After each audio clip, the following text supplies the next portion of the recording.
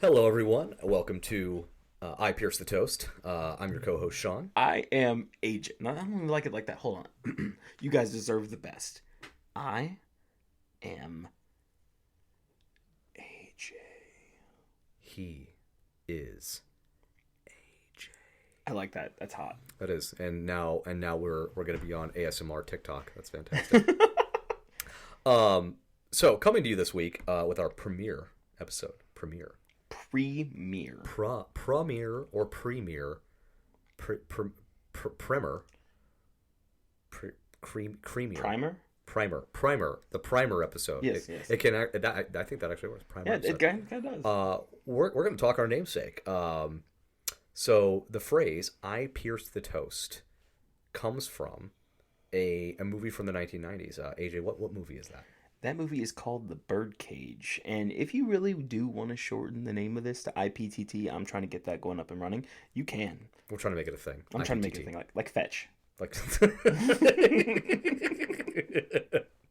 I'm gonna make a note that one of our episodes has to be on Mean Girls. Let's do it. That still seems, I don't know, Mean Girls still seems like it's definitely part of the American experience. Everyone's seen Mean Girls. Yeah, my mom has seen Mean Girls. Right. Whereas Birdcage, I feel, has fallen out of the American memory of recent, which is unfortunate because it's a phenomenal film. And it's kind of a pioneering movie, too. I mean, you have, just kind of talking about the movie in general, it came out in 1996. It was produced by, directed and produced by Mike Nichols, who, if you don't know the movie Who's Afraid of Virginia Woolf or The Graduate, he was the one that directed that. Nice. And it was a screenplay adapted by Ellen May, I believe is her name. She was also a part of The Graduate. I think she had a bit role in that movie. She was on Tootsie, The Labyrinth, and Heartbreak Kid. Wait, what was she for The Labyrinth? I think she was just a writer. Oh, okay. She wasn't like Cass. No, she wasn't Cass. She was just like writer on The Labyrinth. Gotcha. But I mean, the movie itself, when you're thinking about the time period it was, because I mean, you got to think what just came out. Tu Wong Fu, Thanks for Everything, Julie Newmar, that had just come out. Priscilla, Queen of the Desert had just come out, and they did not do very well. But this movie came out, The Birdcage, which was actually a adaptation of a French play, I believe it was, or French movie called Le Cage aux Folles. I was about to say, are you going to try to butcher the name? Yeah, I'm going to butcher it. I mean, that's not how you say it, but it's Le Cage aux Folles, which I did watch as well in kind of preparation of this. If you, just kind of a note to this, if you do watch that movie after watching The Birdcage, you're not going to have the same experience, I guaranteed. It's a bit darker. There's like actual domestic violence in this one. Ooh, okay. So, ouch. Just kind of a trigger warning on that whole movie. So wait, what is Le Cage? What is it? Le Cage aux Folles? Is it like the cage of the fowl? Like it's like Folles. So it's foal. Wait, Folles, like follies? Yeah, no, it's the birds of a feather is how you say it in English. Oh, that's what it means. Birds of a feather. Yeah, birds of a feather. How did we get from birds of a feather to birdcage? Because the birds of a feather flock together, and birds of a feather together in a cage. I don't fucking know. I don't know. I like how you at least tempted to connect those dots. Try to 7 degrees of Kevin Bacon that. Anyway, the movie, like I said, is a pioneering movie. It's about two owners of a club, a drag club in South Beach, Florida. It's called The Birdcage. It's owned by Albert and Armand, played by Nathan Lane and Robin Williams, respectively. Well, I think they were roommates. They were roommates. Roommates, as all historical things where two members of the same sex have some sort of relationship. They're always being labeled as roommates. I mean, they kind of are roommates though, because they do live above the club with their housekeeper, who's played by Hank Azaria. And Hank Azaria's accent in this, Agador. Agador. His accent is like, I don't even know how to describe it, and I'm not even gonna try to do it because I feel like that's like immediately canceled immediately. So oh no, it's super great because there's a part in the movie, just kind of going off topic. I mean, it's not off topic; it's about the movie. But there's a part in the movie where Albert, whose alter ego is Starina, who is the again with the premiere, who is the main attraction of this drag show, is having a meltdown at the beginning of the movie. Doesn't want to go on stage, and Agador comes in and gives Starina some Pirin tablets. Okay, wait. And for people that don't know, who haven't seen the film, what are Pirin tablets, AJ? Well, if you talk to Agador, he's like, it's aspirin with the A and the S scratched off. And Robin Williams is like, that's genius. He's like, no. It's like, and just like that whole beginning of it just kind of sets the stage for how dramatic Albert's character is going to be. And it kind of, when the movie kind of starts and you get this kind of flow of like what's actually happening, and they bring in a character named Val, it kind of seems as if Robin Williams is maybe having an affair with this young man, but then it's really quickly dispersed, and you're like, okay, well, this is his son from a previous affair. Okay, now, before we go on to Val, you told me something interesting that I didn't know. Robin Williams was not originally supposed to play Armand. No, it was actually... Sorry, go ahead. And Nathan Lane wasn't even originally a consideration for the role of Albert. Well, he was in consideration of the role. The problem is that Nathan Lane at the time was doing a play on this thing called Broadway. In case you don't know what Broadway is, Broadway, like a way for broads, like they named it in the early part of the 20th century when they were calling women broads, and it was a way for the women to go. Is that what you mean? No, I'm talking about the place with the stage and the lights, on Broadway. I'm not familiar. Yeah, I feel like not at all. I feel like you're making all this up. I may be making it up, but, but either way, Nathan Lane had originally turned on the role because he was doing a play called A Funny Thing That Happened on the Way to the Forum, and Steve Martin was actually kind of slated to be Robin Williams' character Armand, and he was going to play like the straight role, and then Robin Williams was actually going to play Albert. Okay, well, let's preface that. Not the straight role. Sorry, the straight... The more... I don't want to say uptight, because Armand wasn't necessarily uptight. It's just one of them was very boisterous. Yes. Obviously, Albert is very boisterous, very flamboyant, whereas his partner, Armand, is much more reserved. Let's use reserved. The more reserved character that's much more of the genius behind the scenes in the show that they do together, whereas, obviously, Starina is our star. She's our star. And in regards to the straight man aspect of this, in a general play or movie, someone that is playing the calm character is called the straight man, and then you have the foil, which is the more comedic character. Oh, these are actual terminologies. Yeah, this is actual terminology. Oh shit. So we literally started this by saying we were not going to do critical analysis, and here you are fucking dropping film terminology on me, you hipster douche. Well, I mean, it's anyway. The interesting thing was that Steve Martin couldn't do it because he was already tied to another movie, and Robin Williams didn't actually want to play Albert because he had just done Mrs. Doubtfire, and he really wanted a calmer role. He wanted something that he had not done for a while at least, and so he was pretty excited to do Armand, and Mike Nichols actually had to come back to Nathan Lane several different times and ask him to take the part, and because he was tied to that play, Nathan Lane actually told him, quote, "You're Mike Nichols. Perhaps if you called Scott Rudin, who was the director of the play, we could work something out." And then that's what happened. Mike actually called the director on that Broadway play, and then now we know that Nathan Lane did join the cast. That's amazing, and which is great because even after that, because that was Nathan Lane's. I mean, he had done some film before that, right? Not a lot. He'd done The Lion King. Lion. That little movie. Oh God, he did The Lion King before. So wait, so then he had already really been a part of film. Was it just that he just didn't really want to do live action film? Well, the biggest thing is that he was a Broadway actor and he really loved the stage, And during the time, his name was really becoming big. So he didn't want to leave that, and he felt committed to the play. Okay. So it wasn't so much that he had some sort of aversion to Hollywood. He just, he felt, he made a commitment. He wanted to finish that commitment. Yeah.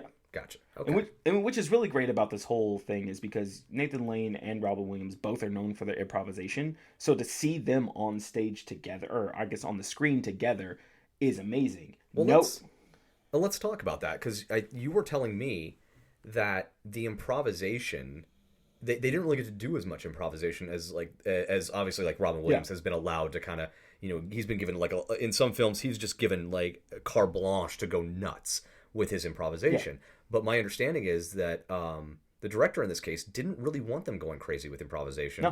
No. So how did he kind of meet them halfway? Well, it wasn't the director; it was the screenwriter. She really wanted this to be like a play. They rehearsed, they wanted it on point every single time. So kind of what happened is during rehearsals, Nathan Lane and Robin Williams could have free range to kind of improvise, and she would watch and add what she liked from their improvisations into the screenplay. Okay, hold on. Did you say free range? Yes, yes, free range. Free range, like chickens. I mean, yes. I mean, those are the best kind of chickens. Tyson Foods. You know the term is free reign, right? Shut the hell up. I didn't even realize what I just said. I got that. I was like, she was given free range? Like free range chickens? What kind of weird ass fucking movie set is this? Well, free reign to do what they wanted. Yes. Free reign. In rehearsals. So whenever she was watching, some of the lines that she kind of took from there was there's a part in the movie where Albert he's being very dramatic and he wants to leave. And he just packs his toothbrush. And Robin Williams goes, "Oh, how Egyptian."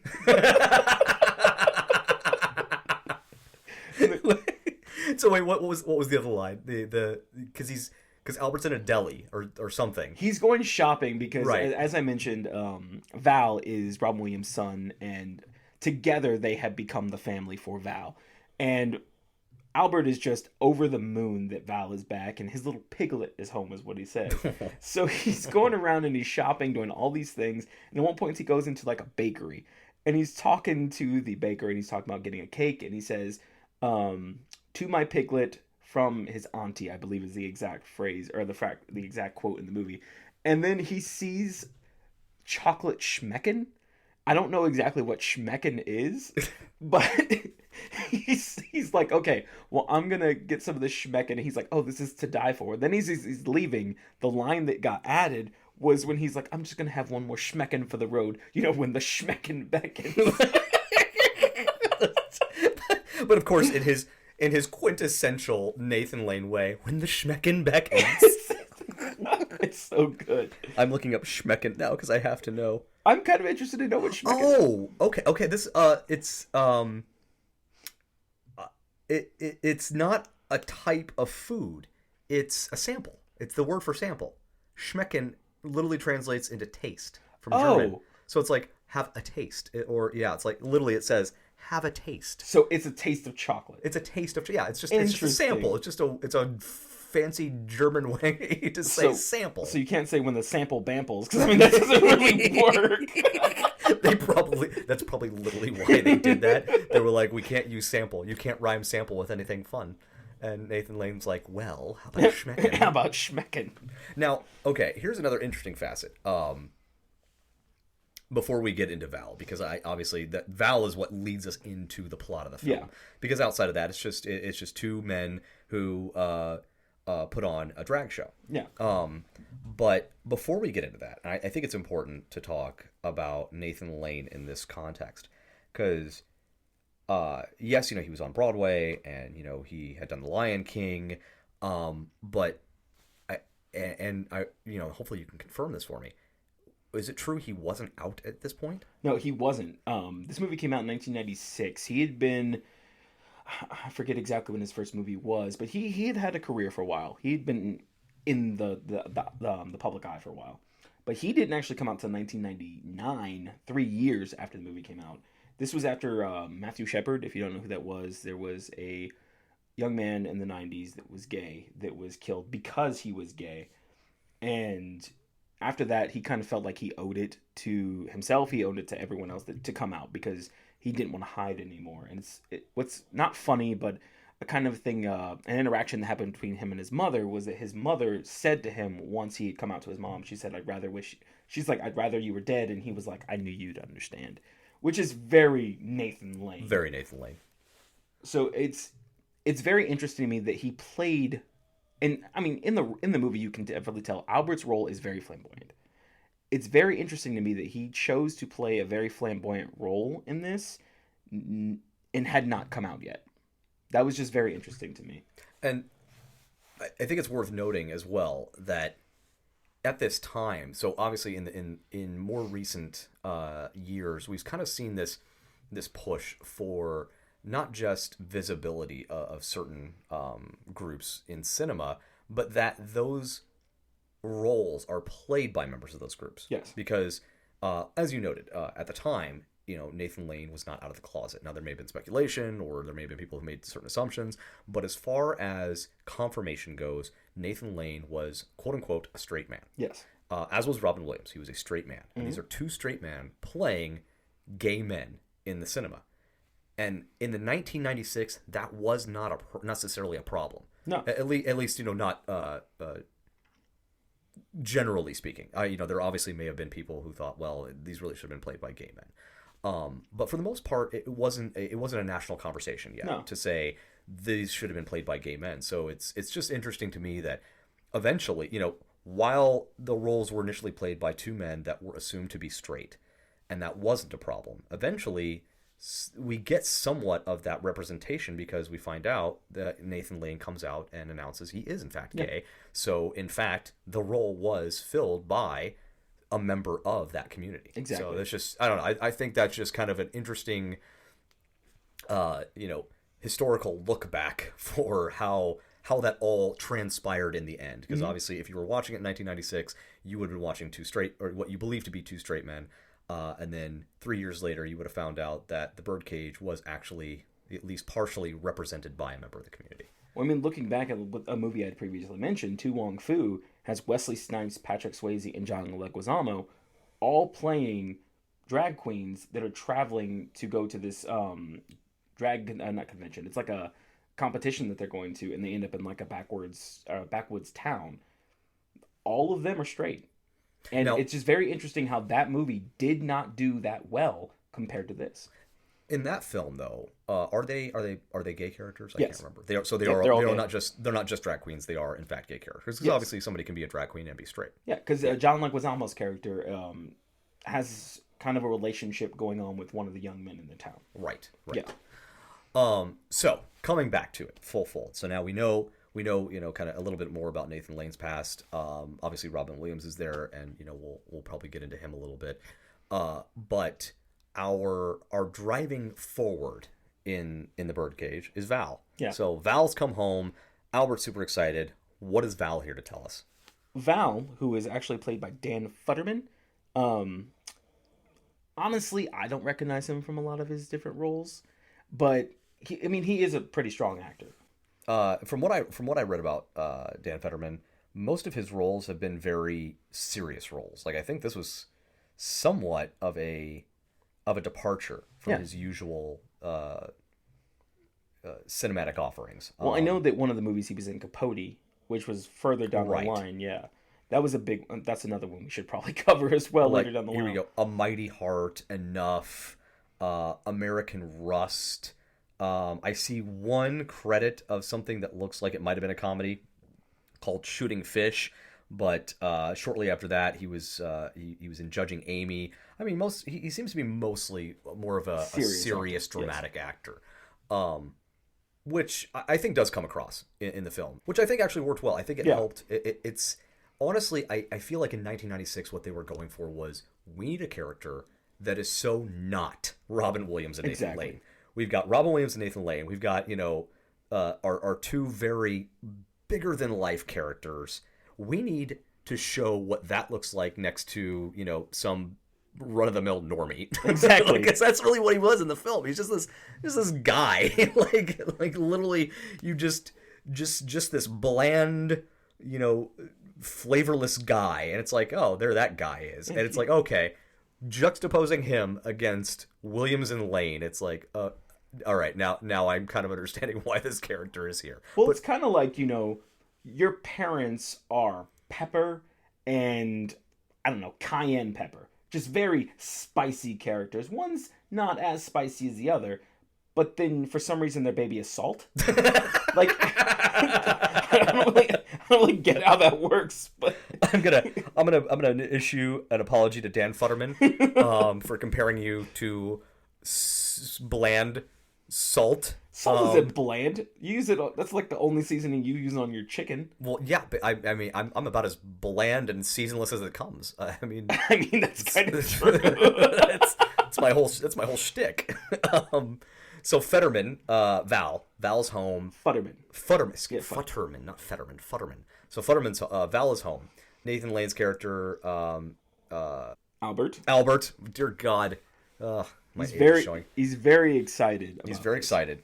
And what does Val come home to tell us? Val comes back and says that he met this woman in college and that they are getting married. Okay. And who is he getting married to? He's getting married to Barbara. And who is Barbara? Barbara is played by Callista Flockhart, and she is the daughter of a very, very, very conservative Republican senator by the name of Kevin Keeley, who is actually the co-founder of the Coalition of Moral Order. Okay. Or for Moral Order. And who plays Kevin Keeley? Gene Hackman. And I love Gene Hackman. Yes, that's right. The quick and the dead has returned to bring moral order to this godless nation, specifically to get rid of all gay clubs. Because no, I'm kidding. That's exactly.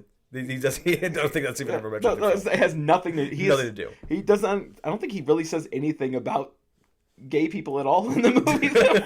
For real. I mean, there's the one part, and I can't remember how this was moving the film forward, but his fellow conservative within the film is caught in a scandal at his death. And what was the scandal? Well, so what happens is that sorry, I should also mention that Kevin Keeley, because I don't want to undermine this at all. Kevin Keeley's wife is played by Diane Wiest, who is amazing.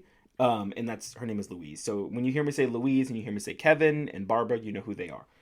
But just the most bland, boring names. Yes, exactly. And when you have Armand and Albert, and Val, and Agador, I never realized the juxtaposition of the names. AAA. Think about that. Oh my God, it is AAA. And then V. What is that? Is Val short for something? Is it short for Alvin? It's just Val. I'll bet you it's short for Alvin or Al. Maybe. I don't know. It might be. It's just I'll have to. I didn't see that in any of my research, but I didn't either. I don't. That'd be interesting. That He's the co-founder for the Coalition of Moral Order, and he gets a phone call saying that his other co-founder is dead, found in the arms of an underage prostitute who happens to be black. Oh, I'm sorry. She what? She was underage. Right, I caught that part. What was that last part? Happens to be black. She happens to be black. Happens to be black. Well, it's kind of funny because that's not like a big thing, but whenever he says it in the movie, he's just like, and she's black. Oh God. Because Hackman is so upset. It's like, she was underage and black. He's just so mad about it. like somehow that made it worse. Like, really? He was with an underage prostitute. I don't think her race is impacting this at all. No. But, of course, from 1996, yeah, it kind of did. Which is funny, though, because if you watch the movie, the French counterpart to this movie, it's the exact same scene. They say the exact same thing. Oh, my God. And it's hilarious. But Barbara had already mentioned to her family that she was going to get married, and they just completely said no. Then after this, they were like, wait a second. We need some goodwill. We need some goodwill here. And they're like, all right, well, what does the family do? And Barbara starts telling about how he's a cultural attaché to Greece, and I actually did not know what a cultural Yeah, I was about to ask, did. like, what in God's name? Because I remember I'm what, a teenager watching this film. They keep going, oh, well, he's a sort of cultural attaché. I'm like, for fuck's sake, what does that mean? Basically, that sounds like nothing. Basically, what you do is you go out to other countries and you represent our culture, our language, our art, and just other aspects of that, and you collaborate with other leaders to basically like meld your cultures together. So basically say like, okay, well, so we're America, we're the land of yeehaw and freedom. You're Greece, you're the land of my big fat Greek wedding. I can't believe we boiled down the entire rich, incredible cultural and history of Greece to one incredibly awful film. But you can watch for 6 hours. That I forced my wife to watch for 6. I should probably tell the story. What AJ's referring to is that my wife and I, for our honeymoon, went to Greece as our honeymoon after we got married. And so we bought a tablet, like a really cheap, like $50 or $60 tablet. It was like super cheap at the time. And this is 2018. And so we buy this tablet, and my job with the tablet was to put a cornucopia of different entertainment options that we could choose from on the plane, because obviously, America to Greece, that's a bit of a plane ride. Well, tell me, Sean, how many did you put on this tablet? I put one film on the tablet.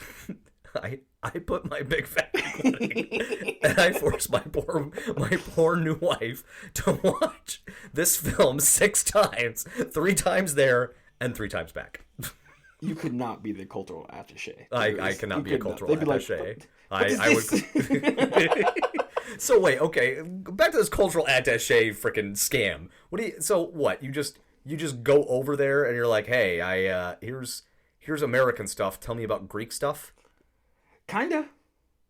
So this is like that's it. That's the job. I mean, think about it. It's kind of like if you sent your McDonald's representative to Wendy's and you guys kind of had to say, all right, well, we make our fries this way. We make our fries this way. We make our burgers this way. We're never frozen. We're always fresh. Like. So wait, hold on. So okay, let me recap here. We've got 2 gay drag show running, probably liberal. We actually, now that I think about it, I don't think we ever actually really find out about their politics. I mean, their last name is Goldman as well. So. Oh God, yeah. Don't they do something with that though? Yeah. What do they do? We'll talk about that in a minute. Okay. Because I think they do something with the whole fact that it's very, very clearly Jewish name. Yeah. So basically, what happens is that they take it upon themselves to realize, okay, maybe we can swing this wedding in our favor. And the big thing about this movie is, I believe Val's only 21 and she's 18 or something like that. They're very, very young. Right. Now they're like, hey, let's get these two married. Let's get my reputation back on track, because right now it's sullied with this whole underage prostitute who happens to be black. Who I love that we're using the way they would have said this in the 1990s, because nobody ever says that anymore. You never hear who happens to be black. I think Chris Rock basically pointed out that was stupid, and we all had to stop saying it. And I believe it's called the Chris Rock theorem, that no longer shall anyone say happens to be black. It's true. But so basically what happens is they decide to make a trip to go meet Armand, Albert, and Val. They're gonna get together, they're gonna have this wedding, but they need to meet first. And of course, they'll just meet each other as is and everything will be perfectly fine, right? Yeah, no. So first of all, Val comes in while Starina, or Albert, is giving this. It's a rehearsal that's going on, and Albert is very upset about the young man on stage who is chewing his gum while she is trying to sing. And let me tell you, she is pissed. He's chewing his gum. He can't do that while I'm singing. It's great. So Val talks to Armand, brings him upstairs, and is like, look, they're coming. We need to change some things. Because I'm just saying, if you live in South Beach, Miami, and you were gay and you owned a drag club, your house would probably look a certain way. What do you mean, AJ? Let's just say that their chinaware may have had some what appeared to be young men playing leapfrog. Leapfrog. I believe this is a game where one person leaps over another. I'm not sure I understand what you're trying to tell me here, AJ. Well, I mean, if you take off your clothes and you're naked, it makes perfect sense to put that on chinaware. Oh, okay, I see. Naked leapfrog. Yes. Gotcha. Okay, like mommies and daddies, or sometimes in this case, daddies and daddies Yes. like to do. Yeah. Okay. So we're playing naked leapfrog on China. So what you're telling me is this is the general decor of the entire domicile. Yes. There's of Albert and Armand. There's some phallic statues.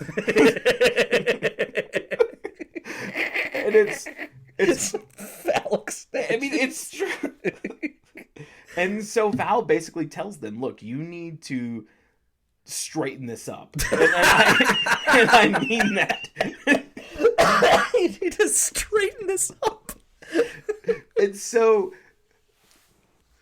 they have to also break this to Albert because the family is now expecting a mother involved in this scenario because I left that out. That Barbara has mentioned that the mother is a housewife. Because of course. Yeah, stays home all day. So now they have to bring Val's biological mother into this, who is played by Christine Baranski, and her name is Catherine. And if you hear me say Armand versus Armand, like I said, I'm gonna go back and forth just because that's how she says it.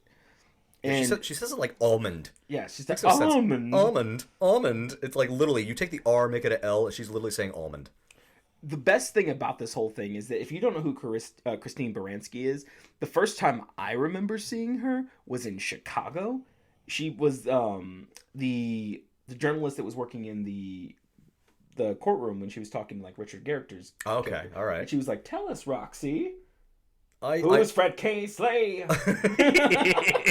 I honestly could not tell you the first time I saw Christine Baranski. So to me, Christine Baranski is one of those actors that is just, she has always been. Yeah. You know, she's for me, she's very much like Diane Wiest. Yeah. Always been. I would never be able to tell you the first or last time I saw Christine Baranski or Diane Wiest. They are just ever present. They are ethereal as far as I'm concerned. Oh no, I can tell you the first time I remember seeing Diane Wiest. Okay, tell me the first time you saw Diane Edward Wiest. Scissorhands.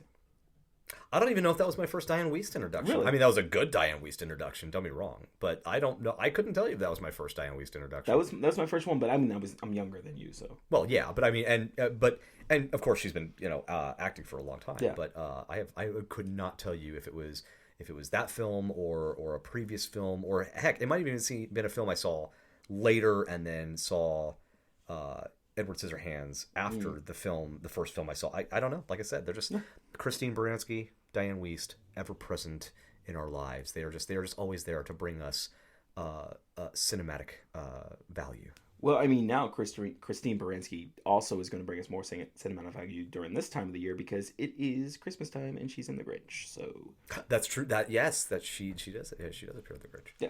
So we got off topic, but yes. So Christine Baranski is going to reluctantly agree to play the mother. There's no reluctant. She is very excited to do this. So because and we should probably point out why. Because Christine Baranski, the whole dynamic here is that Armand and Christine Baranski, what is her character name? Catherine. Armand and Catherine, they are the ones who kind of came together and had Val. So they are the biological parents. Well, she didn't really want to be a biological mom, and Armand was ready to step up and be a dad. And I don't know if they really go into when Albert comes into the picture, but he obviously comes into the picture not too long after this. And Albert and Armand are ready to be parents to Val. So it all really works out for everyone, and there's no, and this is one of the things I actually really like about the film. There is no animosity towards Christine's character about this, except a little bit from Albert, just because. There's a lot from. Okay, Albert. there's a lot. Because from Albert. gotta think during the scene in this movie, whenever Armand goes to go see Catherine and propose this to her, he goes in alone and he starts talking to Catherine, and then you start to realize that the reason that Val was born, because you assume that Armand is just gay and he would have no attraction to this woman. No, it's very clear he had an attraction to Catherine, and I guess there was a night that they got drunk, they just had their lovely night, and Armand actually paid her money so that she would have Val for him, which was actually very sweet, because she used that money to build up her business, Right. and which is doing very successful. And there's a very sweet interaction where she's like, "I got the business," and he's like, "And I got Val."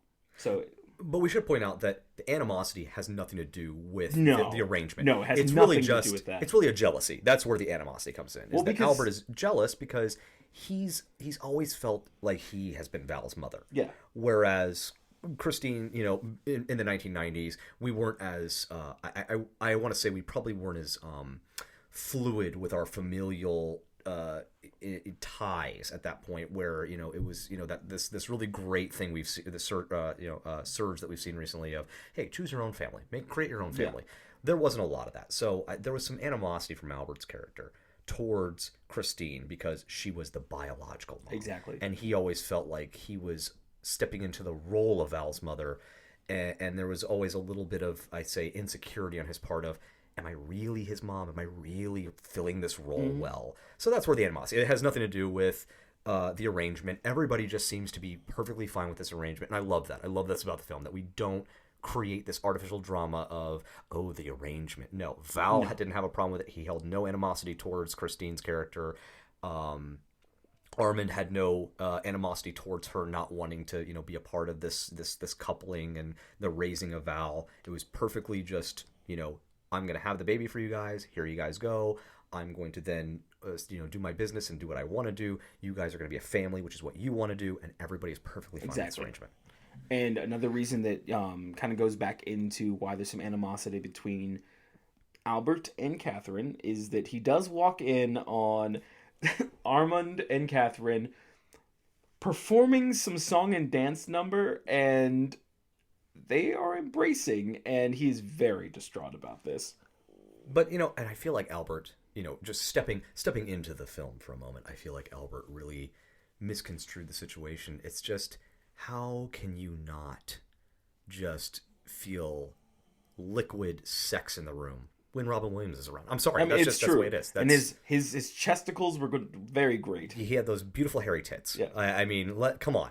So that was not Christine's fault. We were all drawn to the animal magnetism that was Robin Williams, especially in the role of Armand. Yeah. I mean, you take Robin Williams with all the sex that he is, and then you give him a name like Armand. Okay, we're all going to fall subject to that. We're all susceptible. So, okay, I'll step back out. I'll step back out of the film now.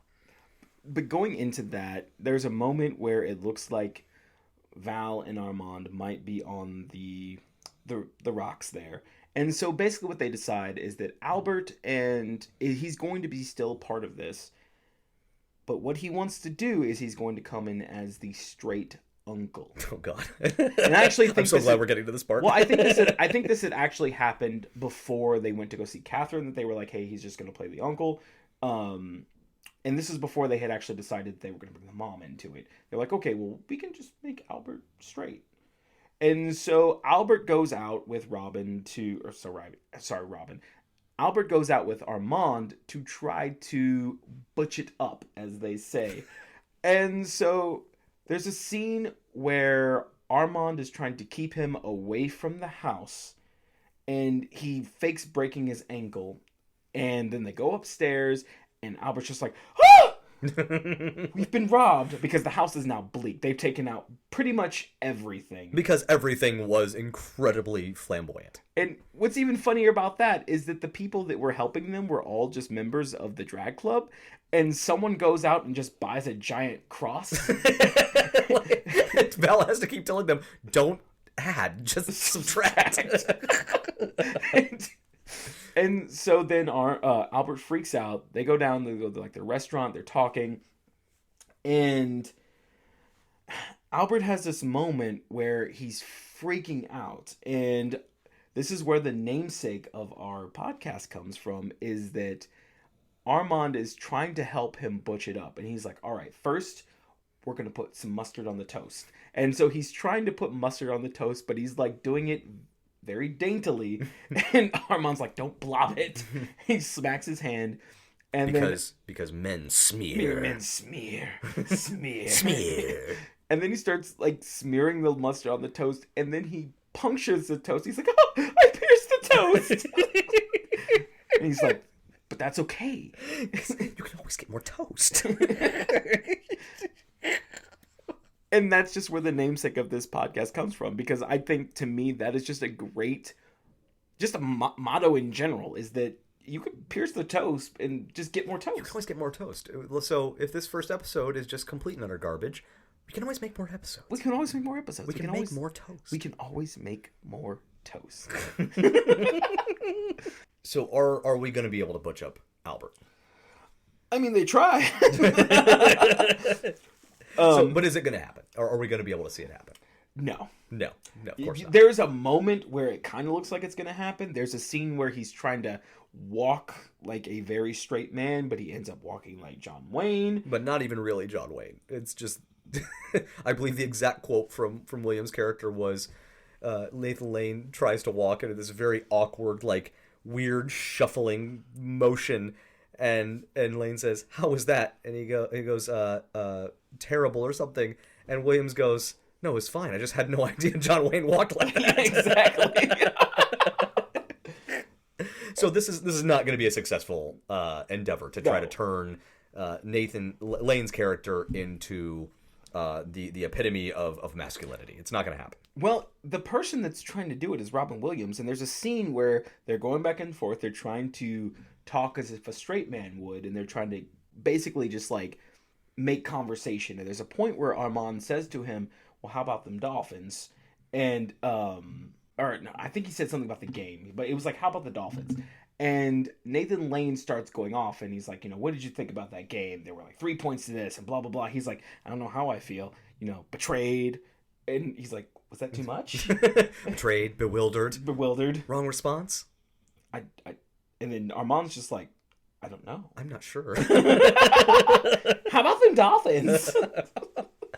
So this is not going to be a fruitful endeavor. It is not a fruitful endeavor in any way, shape, or form. So they decide we're going to go with the Catherine bit, but we also do want to have Albert there if we can. So Albert dresses up in a suit, comes out. He's walking very awkwardly for Albert, sits down on the bed, crosses his legs, and they all immediately just look at his socks, because he's like, "I just need a little bit of color." His socks they're not your typical socks. So let's fast forward. Albert's not gonna. We've decided Albert's not gonna be there. No. Yeah, the decision's been made. We're gonna go with Catherine. We're not gonna have an Uncle Al, because he's just not able to put himself in a role that's going to fool some conservatives into realizing that he's nothing more than just this brother. The conservatives arrive. I forget what is their last name. It's their last name is Keeley. Keeleys. Yeah. The Keeleys arrive on scene. Well, they had a little bit of trouble along the way, because they're being followed by the press this entire time. Right, because of course there's a scandal. Yeah, there's literally an active scandal, and the press is just foaming to get to him, because Keeley's character formed the Coalition of Moral Order with this guy who clearly has been shown to be, from that perspective, lacking in moral fiber. Exactly. So they would love to be able to go to this guy and kind of almost stick it to him, be like, "Hey, you're supposed to be this, foundation of morality. Well, here, this guy that you created this thing with, look what position he found himself in. We want comment." So they're being followed by the press. So how does that play out? Well, the Keeleys do arrive. They do manage to shake the press, aside from two of them. They arrive at the drag club, and obviously there's a drag show happening downstairs. They're a little taken aback by that, but then they're like, no, they live above it. So they do take them upstairs. The Keeleys enter. They're greeted by Armand. No, sorry, they're not greeted by Armand. The Keeleys arrive. They're taken upstairs, and they're greeted by Agador.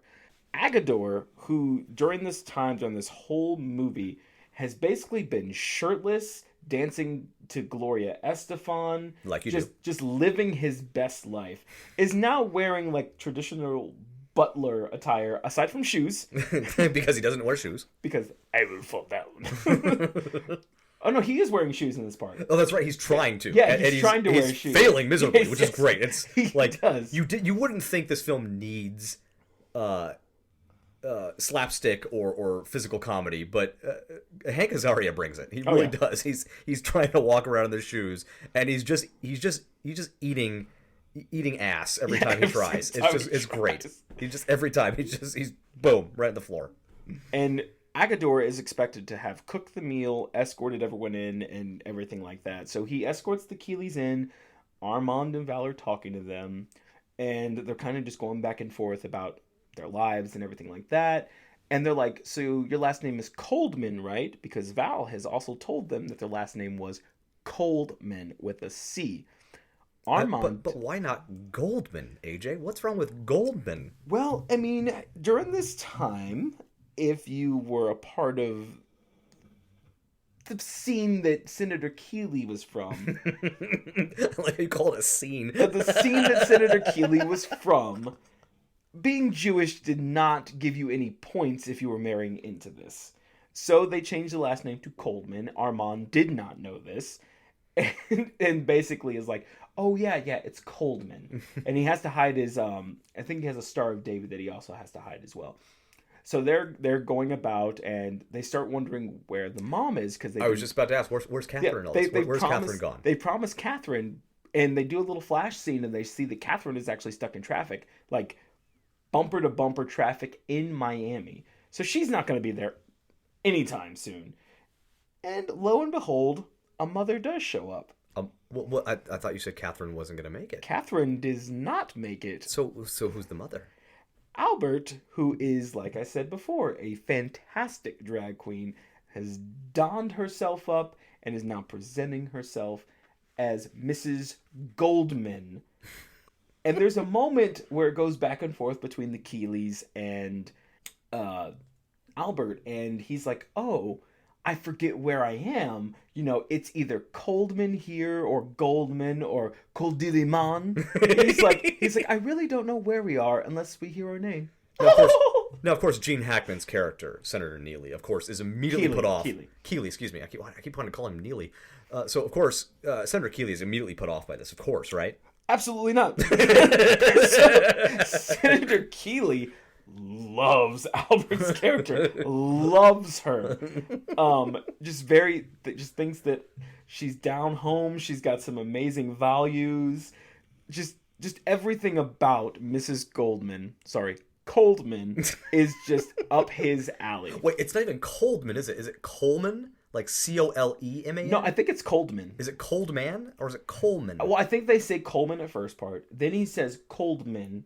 And then it might be Coleman then, but I believe it's Coldman. See, I think this is part of the brilliance of the scene, is that I don't think any of us even know what the name was by the time it was all Oh, no, because it's so back and forth. It's just fantastic, the wordplay that goes into everything. There's some fantastic things that go back and forth between the characters. They start noticing things in the house. It's very sparse because they've taken everything out besides the fucking cross that they've left on the wall. And Agador is going back and forth trying to serve everyone, and Agador was supposed to have made a beautiful meal. Agador has made sweet and sour peasant soup. Agador does not know how to cook. So he's just been in there cooking it up, and everyone thinks that there's something else coming. No, that's all he has. So they just keep refilling the bowls with Agador's soup. So wait, why do they have to keep refilling the bowls? Well, not only do they have to keep refilling the bowls because they're hungry, but also because, as we've mentioned before, there may be some things on that china. The china makes a return. Yeah, they start taking a look at it, and they start realizing that these young, naked Grecian men are leapfrogging over each other, supposedly. But they're in the midst of some coitus. But of course, Albert, as mom, is desperately saying, mine has some girls, doesn't yours have some girls? Trying to somehow church up this bowl. My favorite thing about this whole scene is that Albert is progressively getting drunker and drunker and just starts letting these ridiculous things come out. These really just overly conservative ideals, like just taking it even too far to the point where even Keeley's character, did I say it right? Keeley, yeah. Keeley, oh, I got it right finally. So even Keeley's character is just kind of going, oh God, what? But then he is in love with these ideals because they're right up his alley, as I said. And they're very radical, but they're up his alley. Things kind of progress from there. They're all enjoying their time. There's a sing-along that happens with I Could Have Danced All Night. Of course. Which I love. What is our Jenga piece that's going to bring this happy little soiree tumbling down? Well, what has been the theme of the night is that the family has accepted Albert. He is now the mom of the group. So they put a note on the outside of the door that basically says, Catherine, don't come in. Because Catherine has been stuck in traffic this entire time, doesn't know that this has happened. But there are two members of the press that actually caught wind of this from the driver of Senator Keeley that have removed the note from the door because they want to see this play out. Catherine comes to the door, doesn't see the note, walks right in and introduces herself as Mrs. Goldman. Dun, dun, dun. So there's this whole big moment where you would think it's a very dramatic reveal and everything like that because they're like, hey, what's going on? What's this? You need to explain yourself. Val just walks right over to Albert, pulls off the wig, and says, this is my mom. Which really helps us kind of tie a bow on that anxiety and that self-doubt we were talking about earlier with Albert, where he has that animosity towards Catherine. And here is that kind of vindication that Albert has kind of been seeking throughout the entirety of this. Not just the vindication of I am in fact Armin's partner, which is where the whole palimony agreement thing came into play, but also a vindication of, yes, I am Val's mom. Catherine may have birthed him, but I filled the role of his mother, and Val confirms that for her, or for him. It's hard to know what pronouns to use because Albert is very much when he is Albert, he's a he and he goes by a he. But when Albert becomes Starina or Mom, Albert becomes a she. Well, in the beginning of the movie, he actually kind of goes back whenever he's having a freak out moment. He's talking to Armand and he's like, you know everything because you are a man and I know nothing because I'm a woman. But you're not a woman. Bastard. And yet, obviously, he's very upset about it. He's very upset. But that is, it is kind of, it's interesting how that can be, within the context of the film, it didn't really, aside from that little joke they decided to throw in, wasn't really a problem, so many people seem to struggle with the idea of using a person's preferred pronouns today, whereas in this film, it was just like, okay, yeah, when Albert is playing a female or feminine role, Albert wants to be referred to as a she, and when Albert is, just Albert, and kind of out and about with Armand or doing his shopping, he's perfectly fine with masculine pronouns.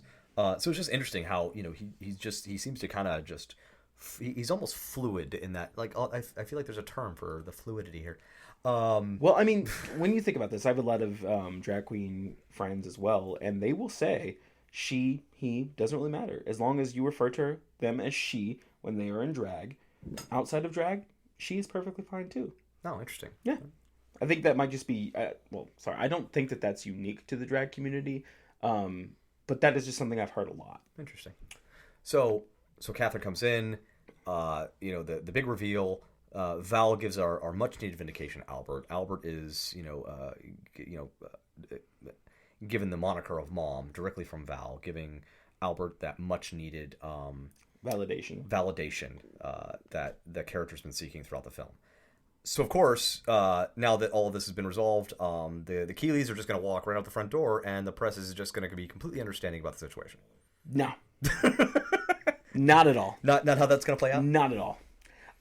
So the driver who has sold them out previously, he didn't stop there, so he sells them out to the rest of the press. And the press are waiting literally at the door for Senator Keeley to come out. They want to know what's going on, why he's in South Beach, why he's at this residence above a drag club. So Senator Keeley starts having a freak out. He starts imbibing candy, which he's kind of been in the motif as he's kind of had these moments where he started freaking out. He's just eating candy all the time. Which, of course, Diane Weiss is trying desperately to get him to stop and do, because clearly there's a health concern that we're somewhat sort of privy to. but not in its entirety. But yeah, she keeps trying to get him to stop eating the damn candy. And now they're trying to figure out how they're going to walk out the door. And Senator Keeley's basically telling them that they can't just walk out the door because they're going to be recognized. But Albert has a thought and basically tells them, I have an idea. The next scene is Sister Sledge, We Are Family playing. And there's some dancers on stage. There's someone with their back turned. It's a very feminine figure. It turns around. Gene Hackman, Senator Keeley. In drag. In drag. Tell me about this wig. Tell me about what he's wearing. It is a very Paint me a picture. Silvery purplish wig. His dress is just ridiculous. It's got all of the 90s frills to it. And he just he doesn't know what to do. He's just dancing to the song, doesn't know the words. And he's just like, we have kind of an iconic moment here because Hackman wants to, he doesn't want to be alone. And how does that play out? Well, I don't know who convinced him to do this because he looks very uncomfortable. I don't know if it's just acting. I don't know if it's just Gene Hackman acting or if he really just felt uncomfortable being in drag because he's walking around the club just being in drag. I like to think that is Hackman's natural state. I like to think that when he goes to set as, the bad guy lawyer or the rough and tough cowboy. You love The Quick and the Dead. I can't. It's got everything. All right. It's got Leonardo DiCaprio. It's got Sharon Stone, and it has a female protagonist in a western. How often does that happen? That's not a thing. So it has all the elements that one could possibly want from a really crappy 90s western. You also have Russell Crowe. Yes, we even have super stardom Russell Crowe. Yeah. Because this is even before Gladiator. Yeah. So, he's barely recognizable as the Russell Crowe that we know and love. He's not the big kind of hulking figure. He's almost a very slimmed down version of himself. And that's going to have to be a movie for another day. We should do The Quick and the Dead. So here's Hackman, uncomfortable as all hell. And he goes up and he's trying to dance with his daughter and Val. And that doesn't really work for them. So they decide to go off on their own. So what does Hackman say? Well, Hackman starts freaking out and he says, I don't want to be the only girl not dancing. And he's very wide-eyed about this. But I just love how he embraces that because, the character, the character, the Keeley character is just, he recognizes, I am in drag. I am presenting as a woman. I don't want to be the only girl not dancing. He just immediately, grabs onto that. There's no... we don't have to have any sort of discomfort with this. It's understood that he is now embracing that. But who comes to his rescue? Albert comes to his rescue. Albert, dressed in the Uncle Al getup that he was wearing before, comes to Senator Keeley's rescue. And what's actually pretty cool about this is that every one of the Keeleys is dressed in drag. Diane Wiest, who is Louise, is dressed in this kind of Madonna-esque kind of thing. Barbara is dressed, I guess, as Judy Garland is the only thing I can really think of. Kind of like classic Judy Garland. Val's not really dressed up. Albert's not dressed up. And Armand are not dressed up. So it's the very conservative family all in drag. Which is just fantastic. And they all are uniting with the members of the club. And they're all kind of performing this last We Are Family moment. Which is kind of beautiful when you think about it. When you talk about the entire movie as a whole.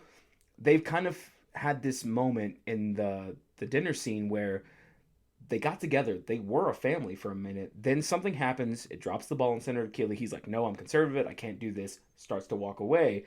Now they're all back together as a family, which leads into the wedding at the very end.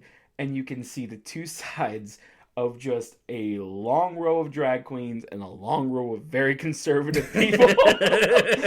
And Albert, in classic Albert fashion, is just being very dramatic and blubbering and just... I think I do love. There's one line at the wedding that always sticks out to me, where it's two drag queens that are sitting in the audience, and these are not characters that we've been introduced to. These are just just random characters that are clearly friends of the Armand Albert clan, and one leans into the other one and just goes, "Bob Dole is gorgeous." I love that. Because, and in case you're not familiar with Bob Dole, this is funny on several levels, because one, Bob Dole was very conservative. He was a conservative politician. Rose a lot to prominence in the '90s because of a few failed presidential runs. The other thing that makes that funny is Bob Dole is not gorgeous by any stretch of the imagination. There's nothing gorgeous about Bob Dole. He's definitely had some funny moments in his life. I will say that, because Bob Dole was always referring to himself in the third person, and there were several commercials where they decided to have some fun with Bob Dole and the fact that he would do that. But just hearing one drag queen go to another, Bob Dole is gorgeous. That just icing on the cake of the entirety of this amazing film. And that is the premise of The Birdcage. And like I stated before, this movie did very, very well, which was very interesting compared to the other movies that came out, Priscilla Queen of the Desert and To Wong Foo. They came out almost right before this, and both had similar kind of themes where it was communities trying to, well, I guess not Priscilla Queen of the Desert, but at least in To Wong Foo, a very kind of conservative town trying to accept some drag queens, and this is the same thing. It was trying to accept people for who they are. This movie did very, very well. I think it had a $31,000 budget and made $31 million budget and made $185 million. They have a lot of accolades they had. They were nominated for Best Art Direction from the Academy Awards, Feature Film from the Art Director Guild Awards, Best Motion Picture for Comedy and Musical, and Best Actor for Comedy or Musical at the Golden Globes. They actually won Funniest Supporting Actress in a Motion Picture, Funniest Lead Actor in a Motion Picture from Diane Wiest and Nathan Lane for the American Comedy Awards. They won the Blockbuster Entertainment Awards Favorite Supporting Actor for Gene Hackman and Favorite Supporting Actress for Diane Wiest. The Screen Actors Guild, they won Outstanding Performance by a Cast in a Motion Picture. So Hank Azaria, Christine Baranski, Dan Futterman, Gene Hackman, Nathan Lane, Robin Williams, and Diane Wiest all received that as well. And like I said, the initial audience reaction was very positive. Everyone loved it. GLAAD, who is the Gay and Lesbian Alliance Against Defamation, stated the film celebrates... GLAAD, who is the Gay and Lesbian Alliance Against Defamation, stated the film, quote, celebrates differences and points out the outrageousness of hiding those differences. So basically just being yourselves. I loved that. So it won some awards. Yeah, it won some awards. It won some... I wasn't going to interrupt, but I was like, Jesus Christ, that's a lot of fucking awards. How long are we going to go on here? Well, they won some awards. They were nominated for some awards, but people loved this movie. And that's why I think it's very interesting to me that I grew up knowing this was a fantastic movie. I grew up with this movie.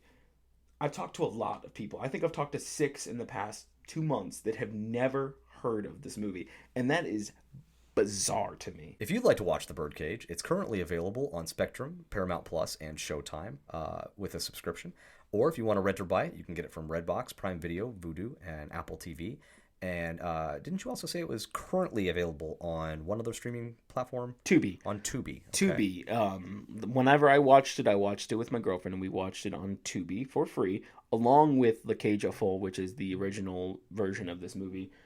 It was a good movie. It's not exactly the same as this movie. It's a little bit darker, not exactly my cup of tea, but feel free to watch that and do your own comparison. If you have any ideas for movies that you'd like to hear us discuss, just check the links in our bio for our various social media platforms and send us a message with whatever film that you think has gone to the wayside and definitely deserves more national attention.